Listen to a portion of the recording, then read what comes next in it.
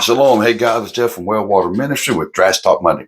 It's where we grab some scripture from the Old Testament and we drash, which is a Hebrew word meaning to dig, and discuss a topic. And then we'll shema, another Hebrew word meaning to intelligently hear with obedience. So today, I want to drash in Shema on Numbers 20, where Moses strikes the rock. We see here that Yod-Heh-Vav-Heh, the I am that I am, the burning bush, the God of Abraham, Isaac, and Jacob. He tells Moses to gather the people and speak ye unto the rock, and thou shalt bring water out of the rock. So Moses takes his rod and he lifted it high as he had before, and he smote the rock, not only once, but twice. Wait, what? Didn't Yod-Heh-Vav-Heh say, speak to the rock? Yes, but like us, oh, so often we hear, we know, we understand, but we do us. You see, it wasn't really that Moses was being, disobedient as much as he was being human. That's right. Moses was a human like you and me. He was just a willing vessel to be used. But even though he was out of Mitzrayim, out of Egypt, locked into his sinful world, he still had some Egypt on him. You see, he struck the rock, not out of obedience, but because, well, number one, he had struck the rock before. And number two, he was upset and angry at the people.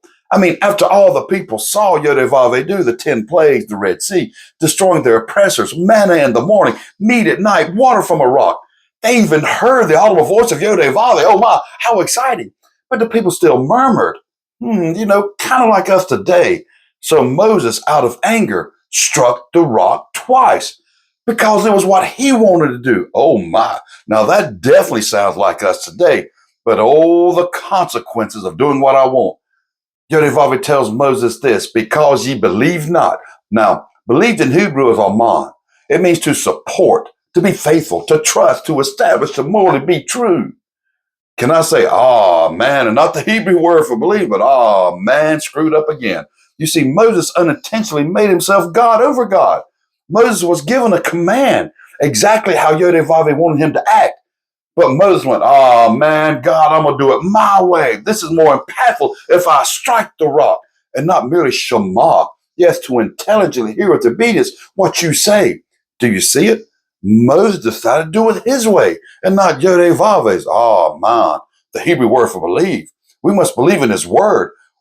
We say we do, yet how often do we, I know I do, strike the rock like I want to out of anger, out of frustration, not understanding Yod-Heh-Vav-Heh's ways. So I'm leaning on my ways. Man, the English form. Man, I did it again. Because Moses struck that rock, he couldn't lead Yod-Heh-Vav-Heh's people into the promised land. And that was his mission from Yod-Heh-Vav-Heh. Cut short because he did things his way, not Yod-Heh-Vav-Heh's way. It's time that we quit doing it our way and do it Yod-Heh-Vav-Heh's way. Yod-Heh-Vav-Heh tells in his Torah exactly what to do and what not to do. But oh, so often we reach for our tree of knowledge, our tree of good and bad, and not his. Striking his rock, Yeshua HaMashiach, Jesus the Messiah, who died for us. I'm not saying Moses will not enter the promised land, New Jerusalem, but he never reached his earthly promised land. He wandered and he died in his earthly wilderness with disobedience, pulling from his tree of knowledge, not Yod-Heh-Vav-Heh's. So let's change trees. Let's reach for his tree of knowledge. Let Yod-Heh-Vav-Heh tell us what is good and evil. Simply by reading his Torah, his instructions for how he wants us to worship and follow him, and speak to the rock, Yeshua, and quit striking his son with the branch that we pull off of our tree of knowledge, our good and evil. Shalom.